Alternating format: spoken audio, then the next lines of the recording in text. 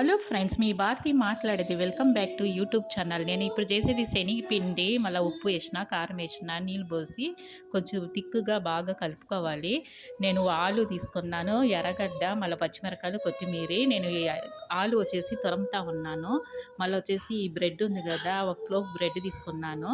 అది వచ్చి చేయలోనే స్మాష్ చేసుకున్నాను. మళ్ళీ తర్వాత ఉంటే ఆలు ఉంది కదా, ఉప్పు కారము, మళ్ళీ గరం మసాలా వేసుకున్నాను. ఎర్రగడ్డ, పచ్చిమిరకాయలు, కొత్తిమీర వేసుకొని అది వచ్చేసి బాగా కలపాలి చేతిలో. అది 5 నిమిషాలు పక్కన పెట్టుకొనేసి అనికి తర్వాత బ్రెడ్ మనము స్మాష్ చేసుకున్నామే చేతిలో, అది వచ్చేసేసి ఆలు వచ్చేసి ఆ బ్రెడ్లో వేసుకొని బాగా కలిపినాను.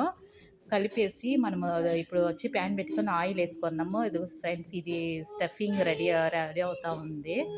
అది బ్రెడ్ ఆలు కదా, అది స్టఫింగ్ చేస్తూ ఉన్నాను. మళ్ళీ వచ్చేసి శనగపిండి లోపల వేసుకున్నాను. అది వచ్చి ఫుల్ అది ఇట్లా ఇట్లా చేస్తే ఇట్లా చేసేసి దాని తర్వాత మనం ఆయిల్లో వేయాలి ఫ్రెండ్స్. ఆయిల్ వేస్తే అది బాగా ఫ్రై అవ్వాలి. పచ్చి పచ్చిగా ఉండకూడదు, బ్రౌన్ కలర్ వచ్చేటట్టు చూసుకోవాలి. అట్లా రెడ్గా వస్తే చాలు. దీనికొచ్చేసి టమాటా ఇది ఉంది కదా, టమాటా సాస్ అన్నా మైనస్ సాస్ అన్నా అది వేసుకుంటే బాగుంటుంది.